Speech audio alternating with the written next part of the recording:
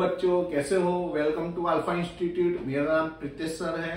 मैं आपको फिजिक्स पढ़ा रहा हूँ। हमने फर्स्ट और सेकंड चैप्टर कंप्लीट कर दिया है। ये हमारा थर्ड चैप्टर है।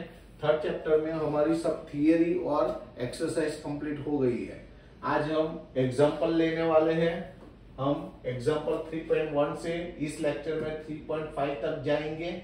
ओके, अच्छा, सबसे पहले तो अभी तक आपने सब्सक्राइब नहीं किया है तो सब्सक्राइब कर दो, और ये जो वीडियो है आपके सर्कल में भी, जो फ्रेंड सर्कल में है उसमें भी शेयर करो और उनको भी सब्सक्राइब करवाओ। और आगे के वीडियो आपने अभी नहीं देखे हैं तो वो प्ले लिस्ट में रखे हुए हैं, उसमें से आप देख सकते हो। और मैं ये जो भी हैंड रिटन नोट्स लिखता हूँ वो आपको लिखने की जरूरत नहीं है, वो डिस्क्रिप्शन बॉक्स में रखी हुई है, वहां से आप ले सकते हो। ओके, चलो आज हम शुरू करते हैं एग्जाम्पल 3.1। इसमें क्या बोला है कि estimate the average drift speed of conduction electron in a copper wire of cross section area 1 into 10⁻⁻7 metre square carrying a current of 1.5 ampere. अब देखो, आपको क्या फाइंड करना है? Estimate the average drift. पहले तो हमें क्या फाइंड करना है वो पता होना चाहिए। तो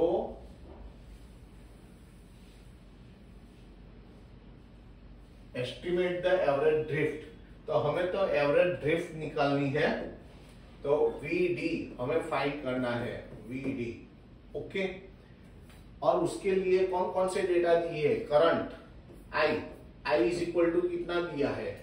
1.5 एम्पियर। ओके, इतना आपको दिया है। Area A is equal to, area कितना दिया है? 1 into 10⁻⁻7। 1 नहीं लिखेंगे तो चलेगा, तो 10⁻⁻7 मीटर स्क्वायर ये हुआ। Carrying one conduction electron, the density of copper, आपको डेंसिटी यानी रो तो कितना दिया है? 9 into 10⁻³ kilogram per metre cube. And its atomic mass, atomic mass को हम कैपिटल M से इंडिकेट करेंगे। उसकी वैल्यू आपको दी है 63.5 यूनिट। अभी आपको जब भी यूनिट दे तो उसको आपको किलोग्राम में कन्वर्ट करना है। तो किलोग्राम में कन्वर्ट करना है तो उसके साथ आपको 10⁻³ लेना पड़ेगा, तो वो किलोग्राम में कन्वर्ट हो गया।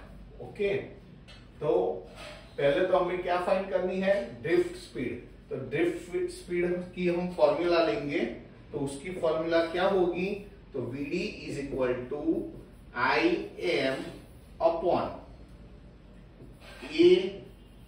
ए यानी area of cross section, Avogadro number, density and charge of electron. ये फॉर्मूला है, फॉर्मूला आपको याद रखनी है। अब आपको क्या करना है? इसमें वैल्यू रखनी है और उसका आंसर लाना है। आपको इसके नीचे कंटिन्यू करना है। मैं यहाँ पार्टीशन करके लिख रहा हूं, आपको ऐसे पार्टीशन करके नहीं लिखना है। ओके, आपको नीचे कंटिन्यू लिखना है। तो यहां पर VD इज इक्वल टू, चलो सबकी वैल्यू रखो। I की वैल्यू क्या है? 1.5। M की वैल्यू क्या है? तो 63.5 इंटू 10⁻³ होल अपॉन A की वैल्यू क्या है? 10⁻⁷। एवोगैड्रो नंबर क्या है? 6.022। अदरवाइज ओनली 6 लोगे तो भी चलेगा। 6 इंटू 10⁻23। रो की वैल्यू कितनी दी है? 9 इंटू 10⁻3। और E की वैल्यू क्या है? E की वैल्यू 1.6 इंटू 10⁻⁻19। अब इसकी वैल्यू निकालनी है आपको, कैलसी का यूज करना है और आंसर लाना है। सबसे पहले देखो यहां पर क्या होगा?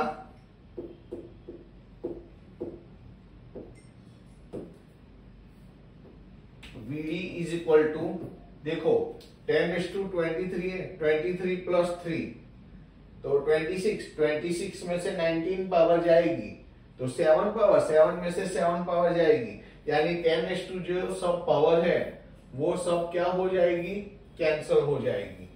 अब आपको क्या करना है, ये दोनों का मल्टीप्लीकेशन करना है। एनसीईआरटी है तो कैलसी का यूज आप कर सकते हो, तो कैलसी का यूज करो। चलो क्या आता है आंसर, क्या करना है, 1.5 इंटू 63.5, 63.5, तो क्या हुआ answer 95.25 into 10⁻³ as it is whole upon में 9 6 54 इंटू हमें क्या करना है 64 इंटू 1.6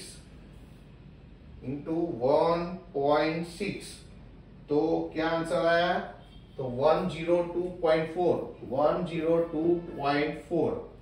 अब VD इज इक्वल टू, अब देखो हमें ये दोनों का डिवीजन करना पड़ेगा, तो डिवीजन करेंगे 95.25 डिवाइड बाय 102.5, 4 है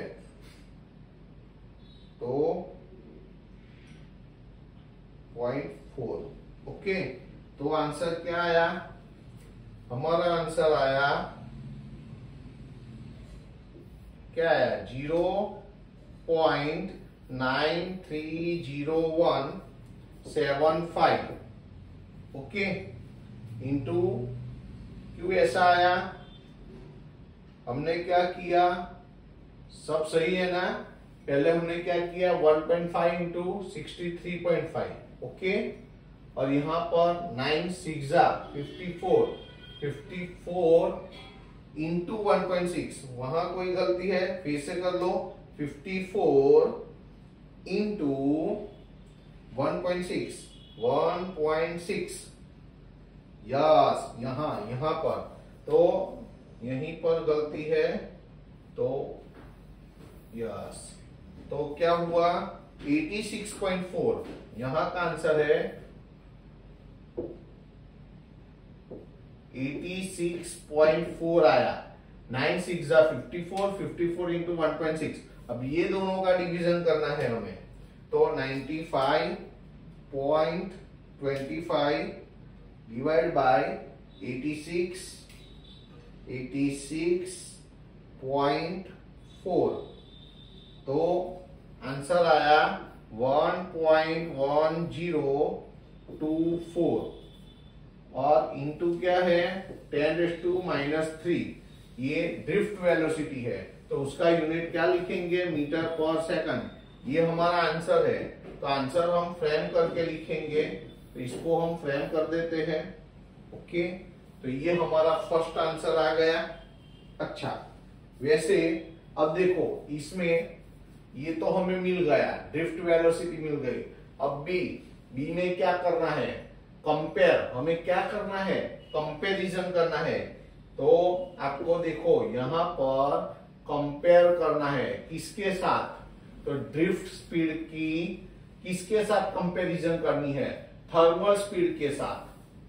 पहले आपको नंबर 1 में क्या करना है, ड्रिफ्ट स्पीड और थर्मल स्पीड की कंपैरिजन करनी है, और दूसरे में ये ड्रिफ्ट स्पीड की किसके साथ, स्पीड ऑफ प्रोपोगेशन के साथ आपको कंपैरिजन करना है।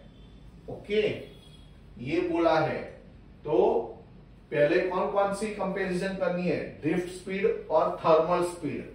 ओके, तो बी में हम नंबर 1 करने जा रहे हैं, ड्रिफ्ट स्पीड और थर्मल स्पीड की कंपैरिजन करनी है। तो हम बी कर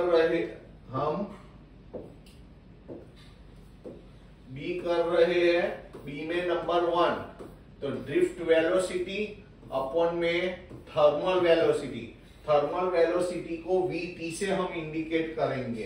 तो अब जिसकी कंपैरिजन करनी है उसका हमें रेशियो लेना है, तो ड्रिफ्ट स्पीड और थर्मल स्पीड की हमें कंपैरिजन करनी है, तो दोनों का हम क्या लेंगे, रेशियो लेंगे।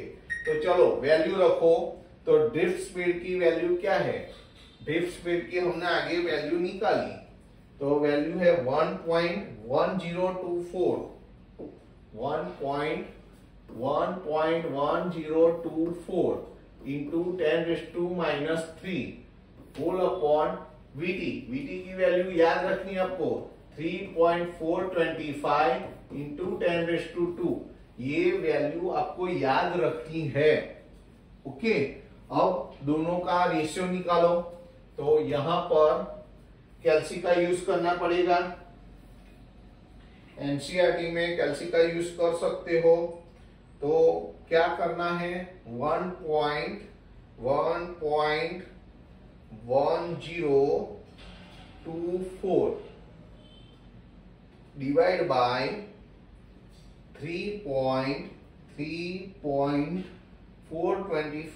425। तो आंसर आया हमारा 0.32186। डिजिट के पीछे 4 और 5 नंबर इनफ है। ओके, और 10⁻² ऊपर जाएगा, तो 10⁻² ऊपर जाएगा तो ऊपर -2 होगा, तो -2 और -3, तो 10⁻² क्या होगा, 10⁻⁻5 आएगा। ओके, क्या किया हमने, कहीं गलती नहीं किया ना, प्रॉपरली फिर से देख लेते हैं। क्या किया, 1.1024 डिवाइड बाय 3.425, तो आया यस 0.32186। Okay, into 10⁻⁻5। अच्छा, अब देखो यहां पर वीटी डिवाइड है, तो यहां पर मल्टीप्लाई हो जाएगा, तो क्या होगा, वीडी इज इक्वल टू इतना तो है 0.32186 इंटू 10⁻⁻5। वीटी यहां पर आ गया, तो देखो 10⁻�5 यानी अपन में 10⁻5, अपन में 10⁻5 यानी 1 के पीछे 5 जीरो यानी 1 लाख। वीटी की वैल्यू को 1 लाख से डिवाइड करोगे तब वीडी की वैल्यू आएगी, यानी वीडी कितना स्मॉल है कंपेयर टू वीटी, तो वही लिखना है। That means therefore VD is less than VT. That means VD is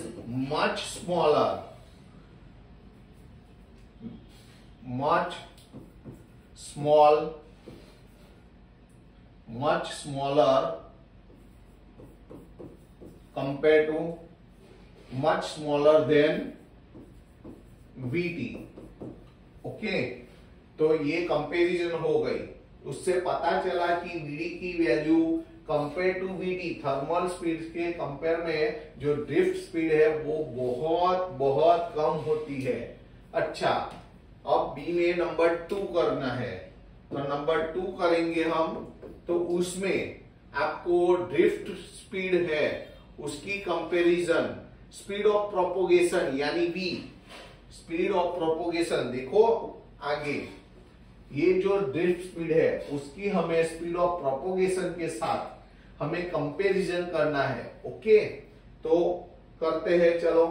तो ड्रिफ्ट स्पीड तो हमने निकाली है, यही ऊपर लिखी है वही लिखनी है, 1.1024 इंटू 10⁻³ अपॉन में speed of propagation. Speed of propagation क्या होता है, तो ये भी वैल्यू आपको 3 इंटू 10⁸ वो याद रखनी है आपको, जैसे आपने थर्मल स्पीड याद रखी ना 3.425 इंटू 10⁻², वैसे ही ये स्पीड ऑफ प्रोपोगेशन क्या होती है 3 इंटू 10⁸, वो आपको याद रखनी है।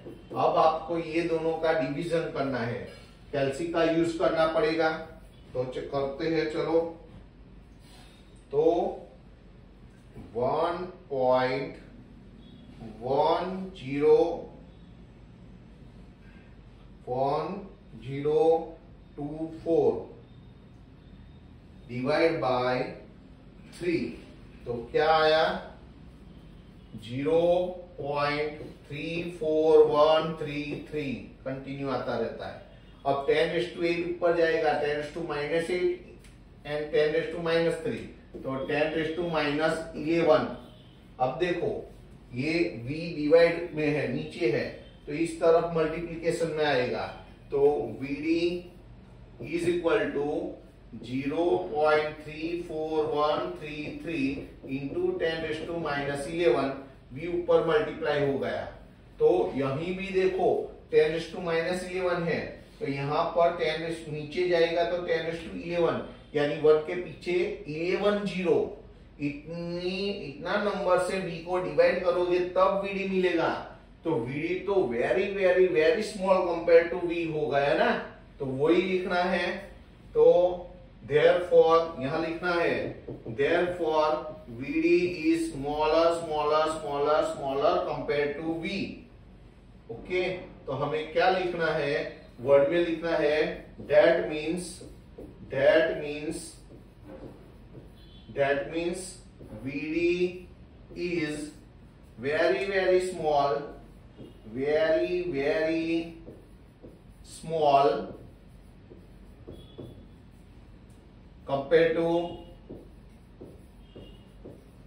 compared to v।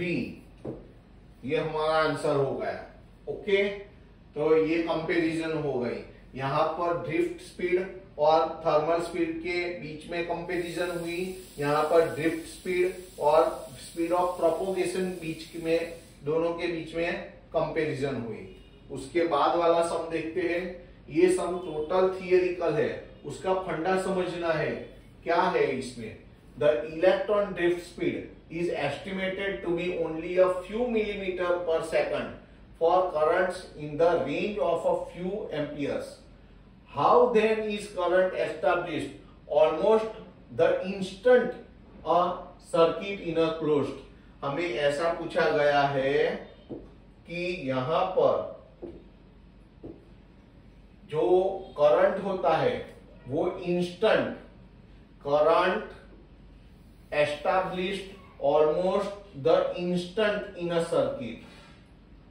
ये सर्किट के अंदर जो करंट एस्टैब्लिश होता है वो इंस्टेंट होता है। वो कैसे होता है, तो देखो यहां पर जो इलेक्ट्रॉन है, ओके, अब देखो इलेक्ट्रॉन की जो मोशन होती है वो जिगजैग होती है, और ऐसे भी बोल सकते हैं कि रैंडम स्पीड होती है उसकी, रैंडमली स्पीड होती है उसकी। ओके, तो उसके कारण जो वो कंडक्टर की एक छोर से दूसरे छोर पर नहीं जा पा सकता, तो हमें उसका वेट भी नहीं करना है कि वो एक एंड से दूसरे एंड तक जाए। तो जहां पर ड्रिफ्ट स्पीड हुई वहीं वो करंट क्रिएट हुआ, ऐसा हम मान लेते हैं। तो वहीं पर करंट है, यानी वो इंस्टेंट करंट है, ऐसा माना जाता है। अब जो मैंने समझाया वही हमें वर्ड में लिखना है। फिर से मैं बोलता हूं, यहां पर ड्रिफ्ट स्पीड है वो रैंडम होती है और जिगजैग होती है। इसके कारण जरूरी नहीं है कि वो कंडक्टर के एक एंड से दूसरे एंड तक पहुंच सके, तो हमें उसकी वेट नहीं करनी है। ओके, तो जहां पर ड्रिफ्ट स्पीड क्रिएट होती है वहीं इंस्टेंट करंट क्रिएट होता है, ऐसा हम बोल देते हैं। बस, तो वही लिखना है। तो पहला हम आंसर लिखते हैं, आंसर 1 यानी ए करके लिखते हैं हम। चलो, तो drift speed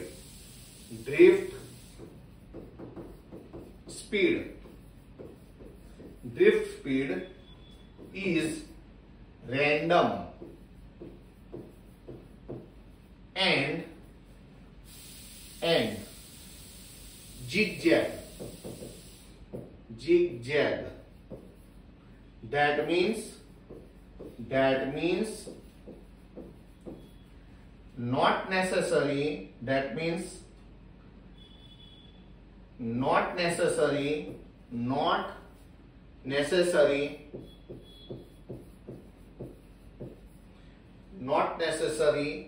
it will reach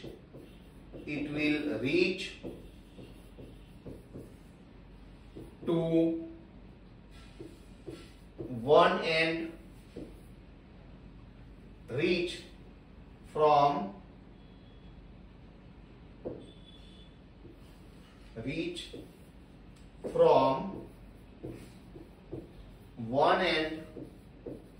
one end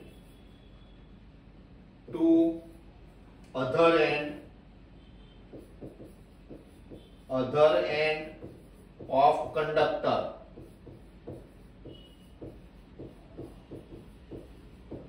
So when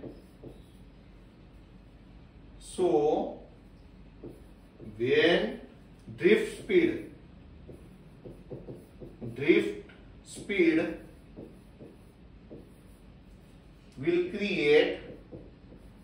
will create at that आपको इसके नीचे कंटिन्यू लिखना है। मैं पार्टीशन पढ़ के लिखता हूं, आपको ऐसा नहीं करना है। ओके, आपको इसके नीचे कंटिन्यू लिखना है।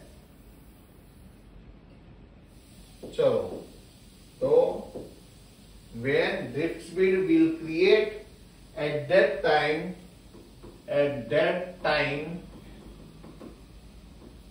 we can say it is instant current.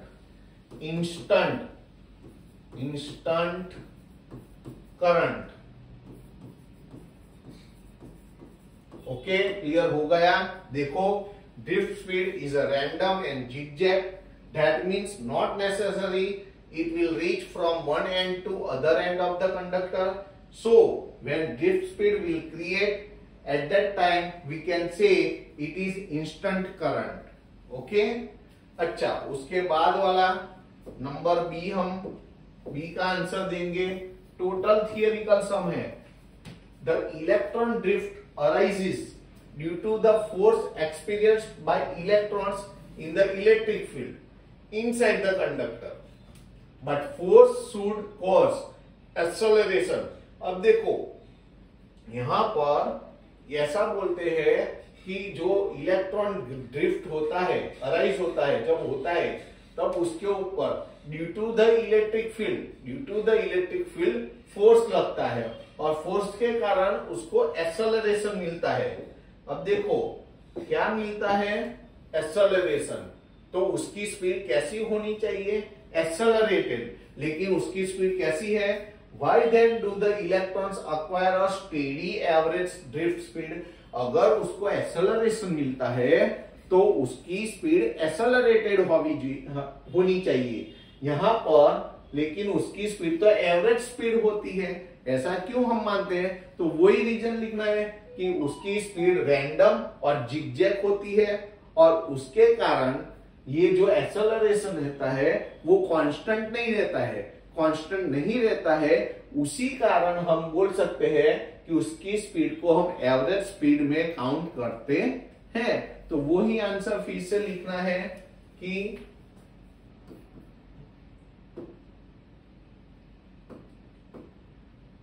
here due to electric field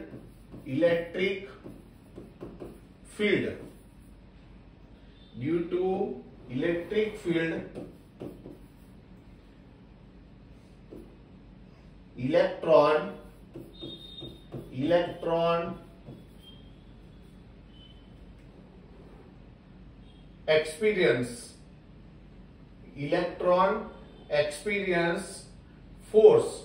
Okay,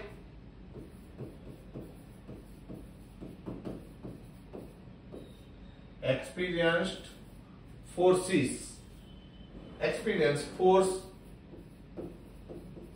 and due to this force it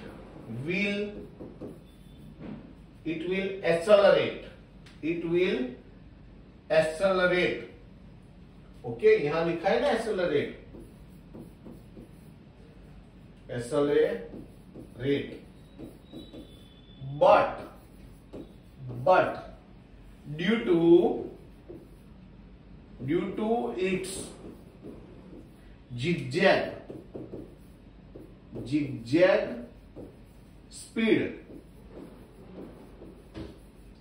speed की जगह मोशन लिखो, स्पीड भी बोल सकते हैं। Due to its zigzag speed, acceleration will not be continue, will not be constant. तो due to its zigzag speed, acceleration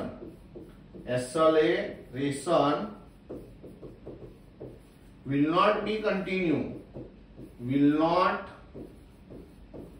be constant. So we can say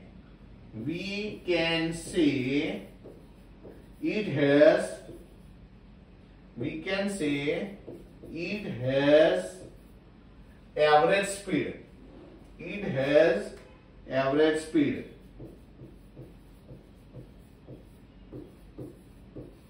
okay, clear हो गया कि इलेक्ट्रिक फील्ड के कारण इलेक्ट्रॉन फोर्स एक्सपीरियंस करता है और due to this force वो एक्सेलरेट होता है, लेकिन उसकी जो zigzag स्पीड होती है उसके कारण जो एक्सेलरेशन है वो कांस्टेंट नहीं रहता है, और कांस्टेंट नहीं रहता है उसके लिए हम उसको एक्सेलरेटेड स्पीड नहीं बोल सकते। तो वो हम इसीलिए उसकी हम एवरेज स्पीड में काउंट करते हैं। ओके, क्लियर हो गया। अब आंसर सी देना है। सी का आंसर क्या है, देखो क्वेश्चन क्या है, if the electron drift speed is so small, speed कैसी होती है, देखो उसकी स्पीड सो स्मॉल होती है, and electron charge is also small, देखो चार्ज भी स्मॉल है, स्पीड भी स्मॉल है और चार्ज भी स्मॉल है। देखो क्या स्मॉल है वो भी हमें अंडरलाइन करनी है। ओके, तो कौन कौन सा, देखो स्पीड, ड्रिफ्ट स्पीड स्मॉल है और चार्ज भी क्या है, स्मॉल है। अगर दोनों स्मॉल है तो how can we still obtain large amount of current in the conductor. देखो इलेक्ट्रॉन की ड्रिफ्ट स्पीड भी स्मॉल है और उसका चार्ज भी स्मॉल है, तो हमें कंडक्टर में बहुत सारा इलेक्ट्रिक करंट कैसे मिलता है। तो एक ही रीजन है, भले ही उसकी स्पीड स्मॉल है और उसका चार्ज स्मॉल है, लेकिन नंबर डेंसिटी हमें पता है कंडक्टर में मैक्सिमम फ्री इलेक्ट्रॉन्स होते हैं, तो उसकी नंबर डेंसिटी सो मच होती है और उसके कारण हमें ज्यादा करंट मिलता है। तो जो मैंने समझा है वही हमें वर्ड में लिखना है, तो वही हम लिखेंगे आंसर सी। उसके बाद वाले पेज में लिखेंगे हम answer C. In conductor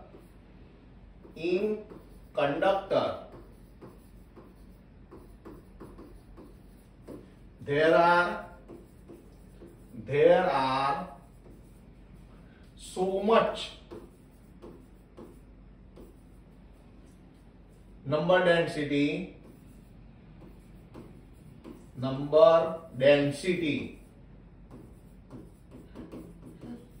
of electron is present. There are so much number density of electrons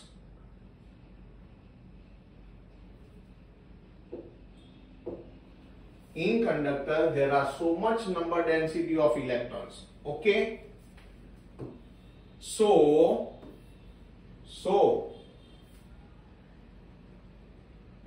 उसका एक एमसीक्यू वाला भी पॉइंट है, वो भी हम लिखते हैं।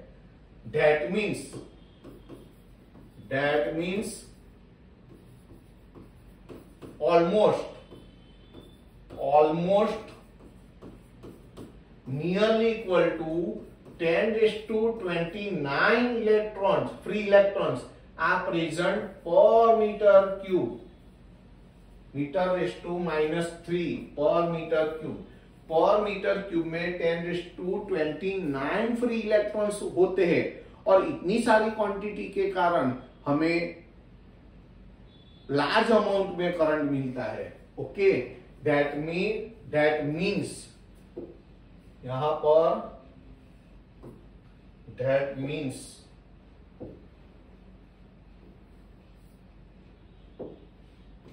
Means almost nearly equal to 10⁻29 meter⁻³ due to this quantity, due to this so much quantity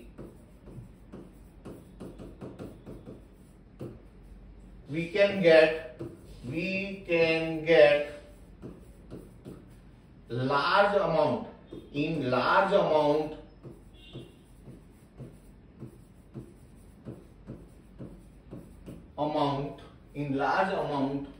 of current in conductor।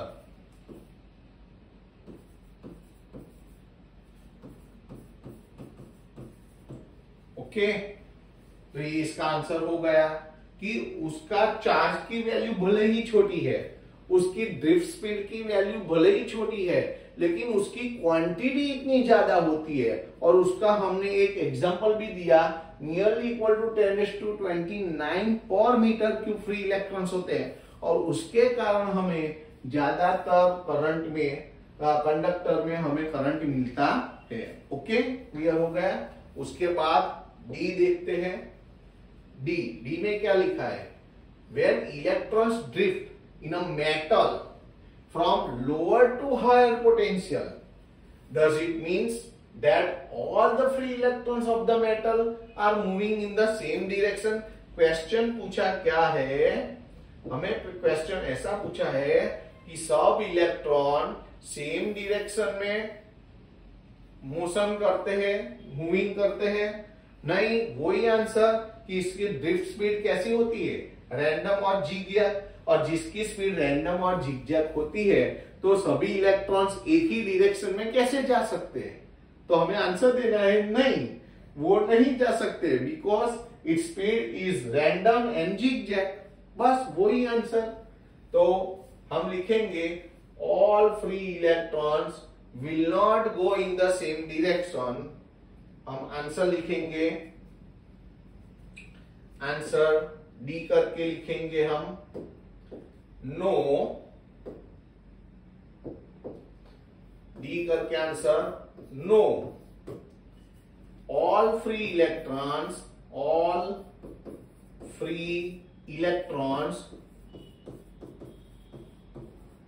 will not go in the same direction बोलो, डायरेक्शन बोलो, चलेगा, same direction, because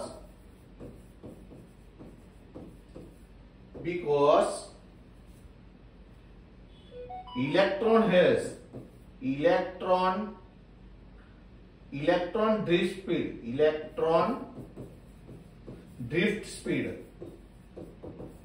drift speed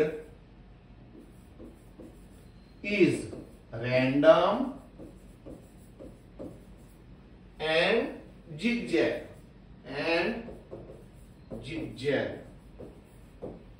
okay. उसके बाद वाला हम answer लिखेंगे ई। तो ई का आंसर लिखेंगे तो इसमें क्या है? Are the path of electrons straight line between successive collisions if number 1 absence of electric field and number 2 presence of electric field. हमें ऐसा बोला गया है, ऐसा पूछा गया है कि जब इलेक्ट्रिक फील्ड एब्सेंट होता है और जब इलेक्ट्रिक फील्ड प्रेजेंट होता है, दोनों में उसका जो पाथ होता है, वो स्ट्रेट होता है, स्ट्रेट लाइन में होता है, ऐसा क्वेश्चन किया है। तो देखो, ध्यान रखो, जब in absence of electric field the path of electrons will be straight line, but in the presence of electric field the path of electrons will be curved. कैसे हो जाएगा? कर्व. दोनों में स्ट्रेट लाइन नहीं होता है. जब एब्सेंट इलेक्ट्रिक फील्ड एब्सेंस होता है तब स्ट्रेट लाइन होता है, जब प्रेजेंस होता है तब वो कर्व हो जाता है. तो वही आंसर लिखना है. क्या लिखेंगे? In presence. पहले हम एब्सेंट की बात करते हैं, बाद में प्रेजेंस की बात करते हैं. ओके, पहले हम absence. In absence of electric field,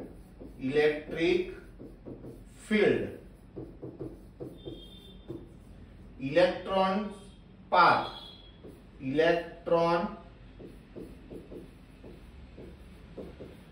path will be in straight line.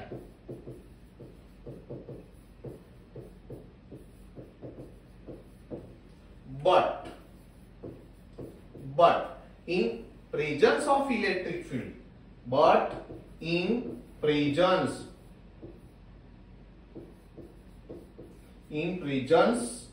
of electric field,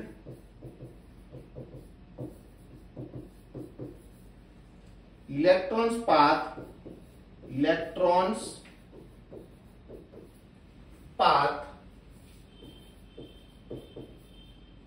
will be curved. Okay, तो ये टोटल थियरिकल सम है, लेकिन हमें तैयार रखना है. अगर 4 मार्क्स में आए तो आंसर लिखना है और मार्क्स जाने चाहिए नहीं. ओके, उसके बाद वाला लेते हैं sum. An electric toaster uses nichrome for its heating element. When a negligibly small current passes through it, its resistance at room temperature, आपको रूम टेम्परेचर दे दिया है, यानी T1 की वैल्यू 27 डिग्री सेल्सियस दे दी है, is found to be resistance. तो पहला वाला resistance R1 दिया है आपको 75.3 ओम. When the toaster is connected to a 230 volt, voltage दिया है 230 volt. Then the current settled after a few seconds to a steady value of 2.68 ampere. Current दिया है 2.68 ampere. What is the steady temperature? आपको क्या find करना है? आपको steady temperature, what is the steady temperature of the nichrome element, ये find करना है. तो जो नाइक्रोम एलिमेंट है उसका टेम्परेचर है, उसको हम T2 बोलेंगे और वो फाइंड करना है. और उसके लिए टेम्परेचर कोएफिशिएंट की वैल्यू दे दी है. Temperature coefficient of resistance of nichrome average over the temperature range is 1 point. Alpha की वैल्यू क्या दी है आपको? 1.70 इंटू 10⁻⁻4 डिग्री सेल्सियस इनवर्स, ये दे दिया है. आपको T2 की वैल्यू फाइंड करनी है और उसके लिए आपको फॉर्मूला लेनी है. फॉर्मूला मैंने सीखा ही है थियरी में. Alpha is equal to R2 minus R1 upon में R1 into bracket T2 minus T1. ऊपर रेजिस्टेंस का डिफरेंस लेना है, नीचे टेम्परेचर का डिफरेंस लेना है, और जो रेजिस्टेंस माइनस हुआ है वही नीचे डिवाइड करना है. वो फॉर्मूला है. लेकिन इसके लिए R1 और R2 दोनों चाहिए. तो यहाँ पर तो R1 दिया है, तो R2 के लिए हमें यहाँ पर V और I दे दिया है. तो यहाँ पर से हमें R2 फाइंड करना पड़ेगा. R2 यानी V अपॉन I. V की वैल्यू क्या है? 230 है. I की वैल्यू क्या है? 2.68 है. दोनों को डिवाइड करो. चलो कैलसी का यूज करना पड़ेगा, तो हमें सेकंड रेजिस्टेंस मिल जाएगा. तो 230 डिवाइड बाय 2.68 तो हमें मिला 85.82 ओम। बस, तो यही वैल्यू आपको यहां पर रखनी है। तो यहां रखते हैं हम। चलो एक काम करो, पहले तो हमें क्या फाइंड करना है, T2। तो T2 वाले टर्म को सब्जेक्ट करो, ये यहां है, यहां आ जाएगा ऊपर और अल्फा नीचे चला जाएगा। मैं पार्टीशन करके लिखता हूं, आपको पार्टीशन करके नहीं लिखना है, आपको पार्टीशन करके नहीं लिखना है, आपको इसके नीचे कंटिन्यू लिखना है। ओके, T2 माइनस T1 इधर आ जाएगा ऊपर,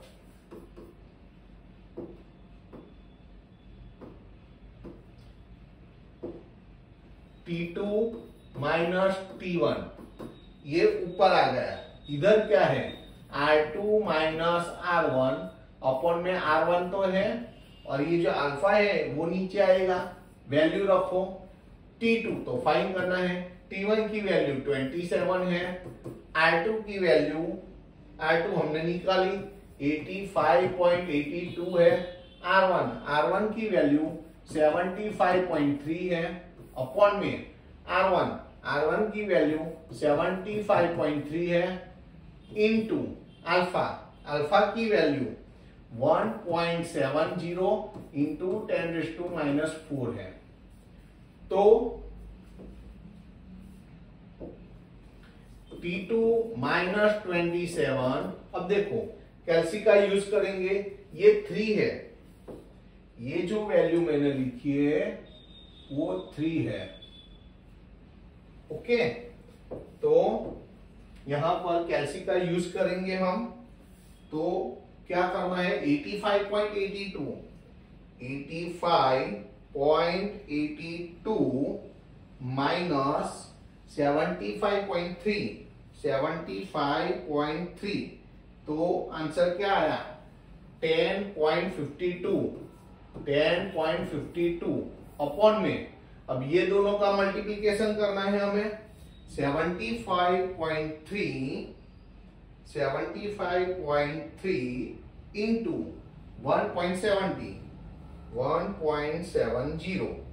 तो कितना आया 128.01, और 10⁻⁴ है, ऊपर जाएगा तो 10⁴, यहां पर 4 हो गया। अब देखो ये दोनों का डिवीजन करना पड़ेगा, तो इसका डिवीजन करते हैं, 10.52 डिवाइड बाय 120.01, ये 1 है, 128.01, तो कितना आंसर हुआ 0.08218, और ये दोनों का डिवीजन लिखा इंटू 10⁻⁴ है, और यहां पर T2 माइनस 27 है। अब देखो यहां पर 4 पावर है, मैं 4 डिजिट राइट साइड शिफ्ट होऊंगा तो 4 पावर निकल जाएगी, तो 4 पॉइंट में शिफ्ट होता हूं राइट साइड, तो क्या होगा 821.8 होगा, और 4 पॉइंट हम राइट साइड शिफ्ट होते हैं तो 4 पावर कम हो जाएगी। अब -27 उस तरफ जाएगा तो +27 होगा, और यहां पर बचेगा क्या T2, तो T2 की वैल्यू इसमें ऐड कर दो 27, 0.8 का तो 0.8 वैसा का वैसा, 7 + 1 8, 2 + 2 4 और 848.8 डिग्री सेल्सियस, ये हमारा आंसर हुआ। आंसर को हम फ्रेम करके लिखेंगे, और ये इसका टेम्परेचर हुआ which is the required steady temperature of the nichrome element. तो लिख देते हैं नीचे which is the required steady temperature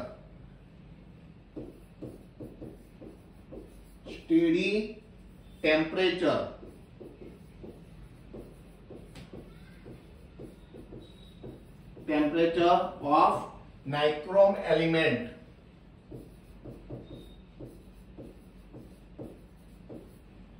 nichrome element,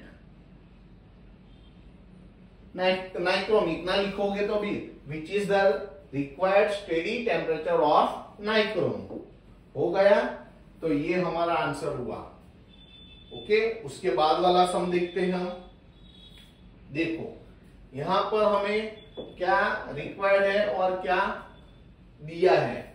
the resistance of platinum wire of a platinum resistance thermometer at the ice point, ice point यानी at the zero temperature, zero temperature पर resistance दिया है। तो इसको हम क्या लिखेंगे, R0, 0 degree Celsius पर रेजिस्टेंस कितना दिया है हमें, 5 ओम दिया है।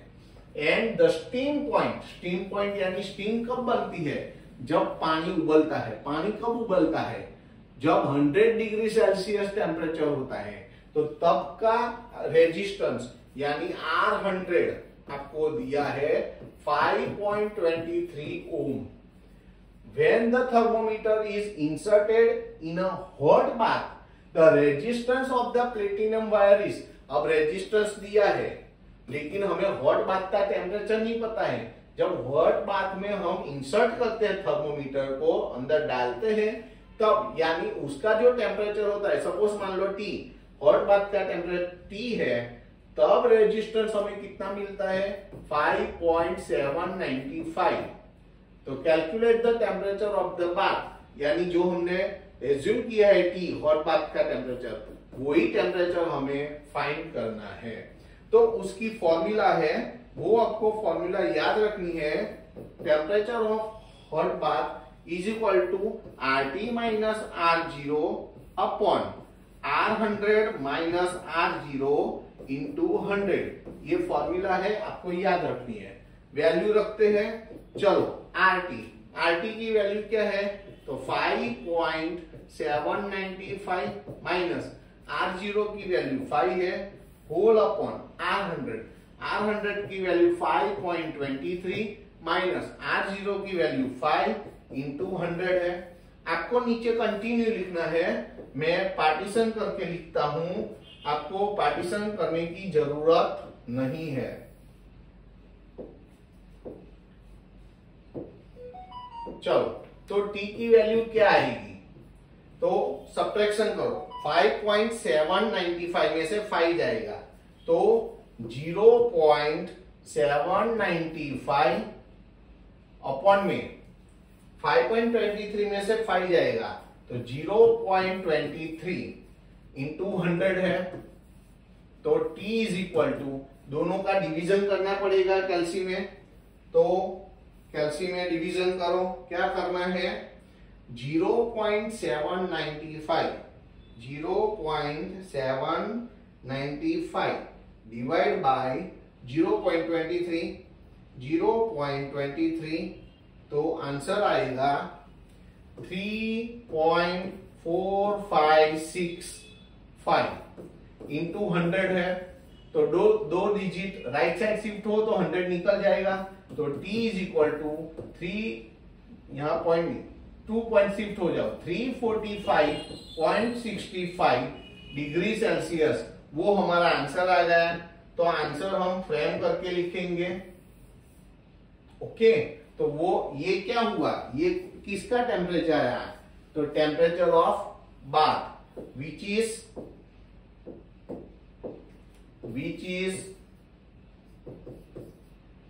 the required temperature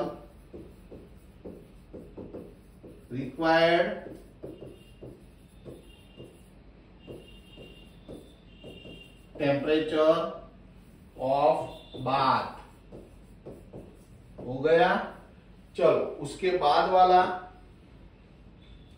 यहां देखो, ये इंपॉर्टेंट है, ये एग्जाम के लिए आपको तैयार रखना है। ओके, यहां पर एक सर्किट दी है, यहां पर एक ट्यूब है, ट्यूब में टोटल 12 वायर होते हैं और सब वायर में रेजिस्टेंस कितना है, तो यहां पर आपको देखो क्या बोला है, a battery of 10 volt and negligibly internal resistance is connected across the diagonally opposite corners of a cubic network consisting of 12 resistors, each of resistance 1 ohm। वो हमारे लिए काम की बात है। सब हर एक तार का जो रेजिस्टेंस है वो क्या है, 1 ओम है।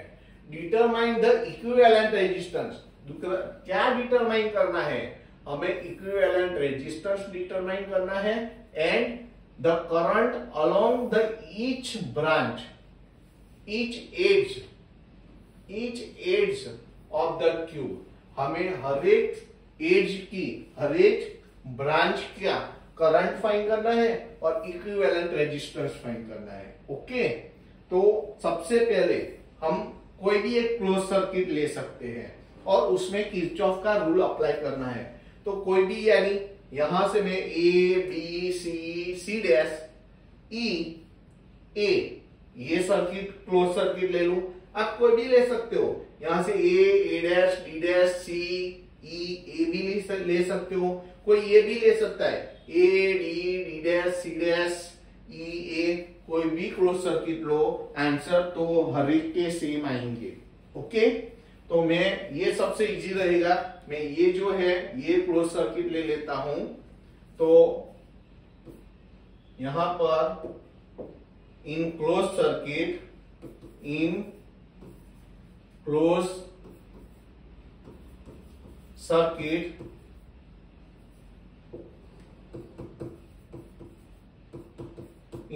सर्किट कौन सी, A B C dash, A B C dash E ए।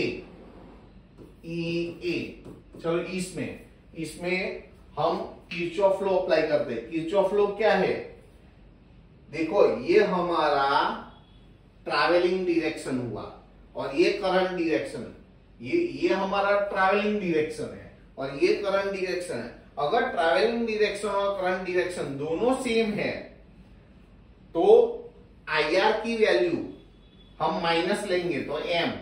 तो अगर सेम है, ट्रैवलिंग डायरेक्शन और करंट डायरेक्शन सेम है तो हम माइनस लेंगे M।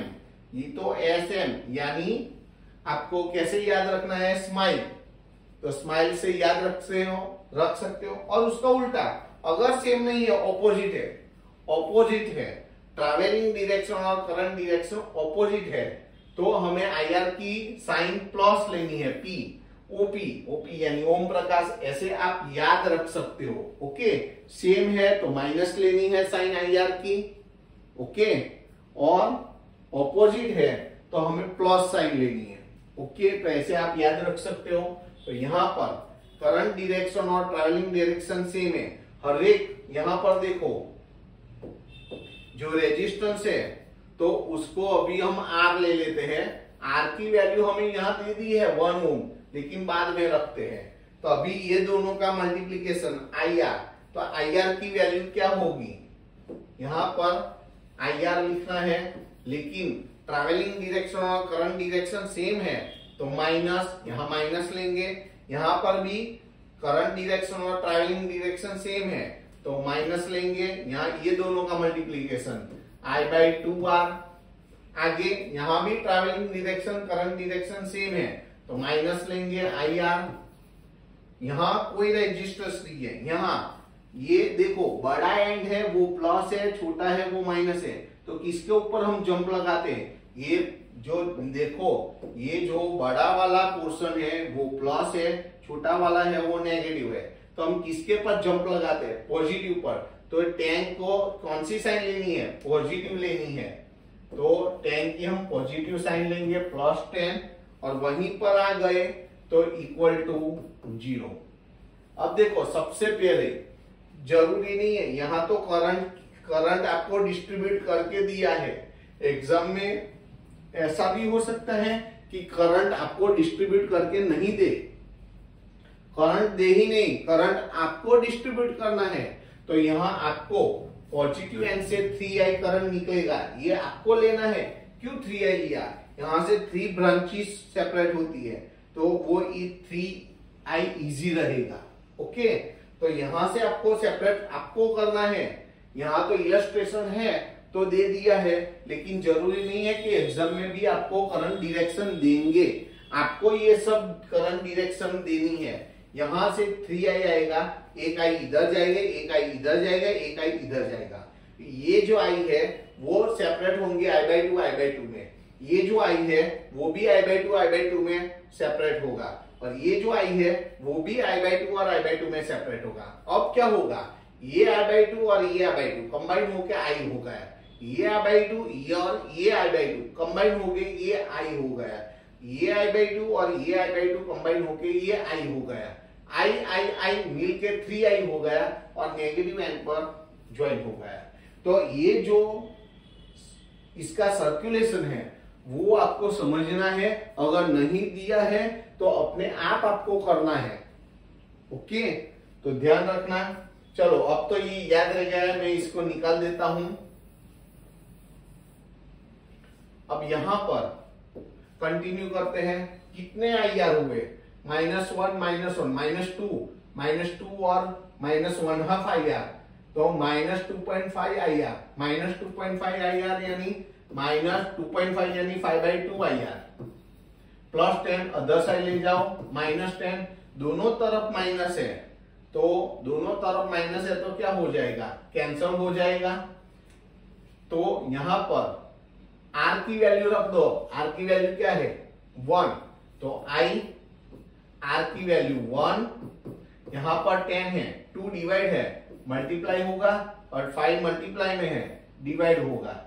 तो I क्या मिलेगा, 10 2 जा 20, 20 डिवाइड बाई 5, तो I इज इक्वल टू 20/5 यानी 4 एम्पियर। एक आंसर आ गया आपका, तो फ्रेम करके लिखे। अब देखो I/2 भी करो, I/2 क्यों करना है मैं बोलता हूं, दोनों तरफ 2 से डिवाइड करो। तो यहां पर I/2 यानी 4 को 2 से डिवाइड करेंगे तो 2 एम्पियर।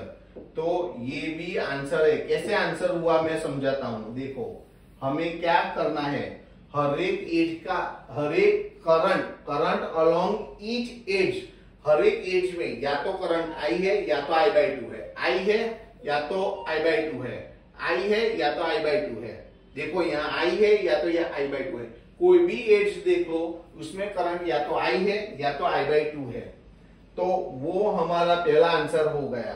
तो आपको तो नीचे कंटिन्यू लिखना है, मैं फ्रेम करके लिखता हूं, आपको फ्रेम करके लिखना नहीं है। ओके, मैं यहां कंटिन्यू लिखता हूं।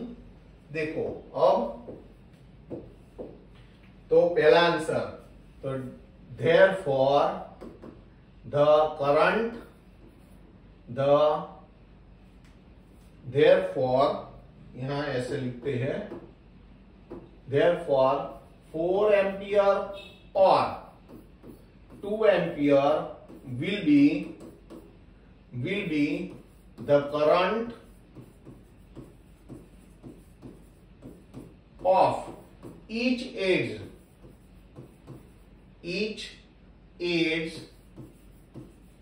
of the cube। हो गया एक आंसर हमारा।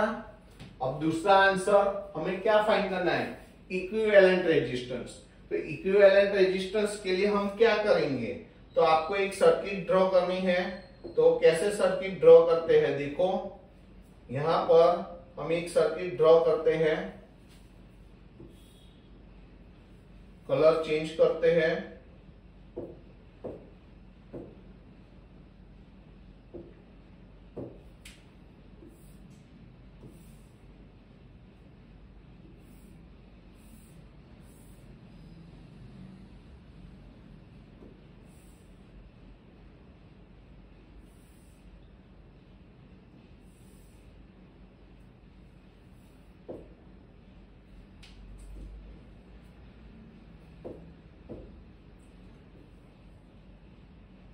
अब देखो यहां पर हम रेजिस्टेंस शो करते हैं और यहां पर बैटरी शो करते हैं। ओके, तो ये बड़ा एंड है,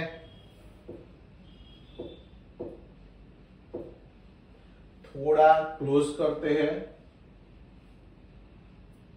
और एक एंड बड़ा करते हैं और एक को छोटा रखते हैं।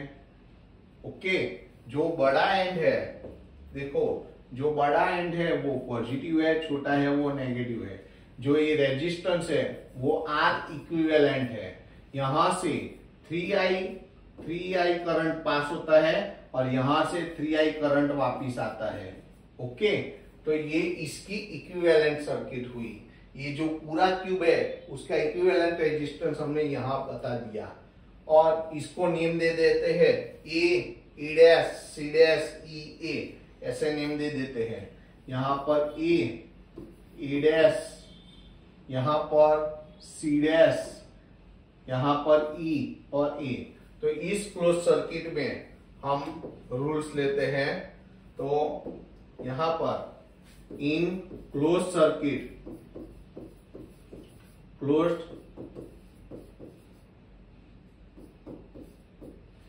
सर्किट कौन सी लेंगे? ए dash, A dash, C dash, E A. चलो, इसमें ये हमारी ट्रैवलिंग डायरेक्शन है और करंट डायरेक्शन भी वो है। तो 3i और into R E, 3i R E Q, तो उसकी सेम, देखो ट्रैवलिंग डायरेक्शन भी सेम है, करंट भी सेम है, तो माइनस, स्माइल याद रखवाया था ना मैंने। अब यहां से, यहां कोई रेजिस्टेंस नहीं है तो डायरेक्ट यहां पर हम कौन से एंड पर जंप लगाते हैं? प्लस, तो यहां प्लस लेंगे। कितना वोल्टेज है यहाँ पर? 10 वोल्टेज। यहां पर आपको 10 वोल्टेज दिया है तो यहां पर प्लस 10। ओके, और फिर वापिस हम ए पर आ गए तो इक्वल टू 0। 10 को उस तरफ ले जाओ, -3i, आई की वैल्यू रख दो, आई हमने फाइंड कर दिया है तो आई की वैल्यू रख दो। चलो, आई की वैल्यू क्या है? देखो -3i यानी 4, आर इक्विवेलेंट हमें फाइंड करना है। प्लस 10 को उस तरफ ले जाओ, -10 हो गया। दोनों तरफ माइनस माइनस क्या हो जाएगा?